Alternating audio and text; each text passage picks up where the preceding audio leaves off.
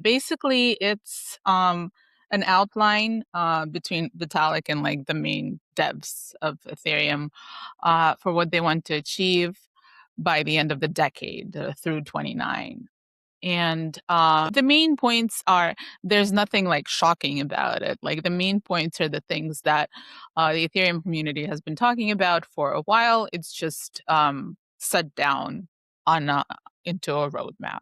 And the main things are faster finality. Finality is like when the entire blockchain has decided that, yes, this transaction is immutable. And that time currently, I didn't know this, but it's surprisingly long. It's 16 minutes. So between when transaction is posted and when like the entire blockchain has consensus that it is in there. And they want to bring it down from 16 minutes to like 8 seconds, which is a lot. Like, wow, yeah.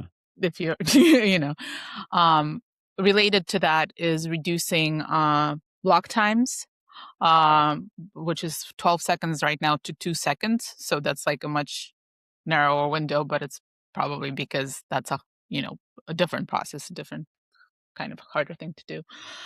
They're talking about throughput. I did not know what the TPS of Ethereum is today, and I looked it up, but apparently it's about 30 transactions per second right now, which is, has progressed a great deal since like in the past 3-4 years, especially after Fusaka, we talked about this. But the plan is to get it to 10K transactions per second by the end of 29, and to get the entire layer 2 ecosystem to like 10 million transactions per second. So, which is interesting because remember the layer 2 scare when Vitalik said like layer 2s are come build bullshit. on L1. What are you doing? So this roadmap kind of, it doesn't negate what he said because it does focus on making Ethereum much more efficient and faster, but it does still include layer 2s as part of the picture, as like supporting actors, supporting players that like are more specialized. So the focus is on the layer 1 for sure to make it strong. But the layer 2s are not out the window yet. They have a whole section of this plan that includes them in the story.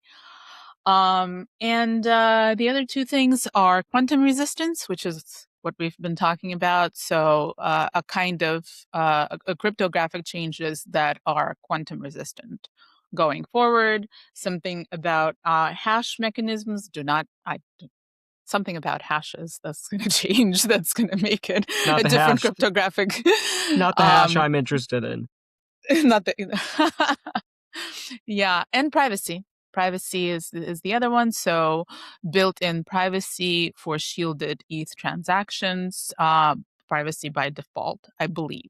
So and that's the plan. They want to do about 7 hard forks by the end of this period through 29. So, and Vitalik kind of referred to it as a ship of Theseus approach. So it's going to be slow and well, not that slow for you, Jesus, but like gradual and steady. But by the end, it's going to be a whole new ship, but the same ship.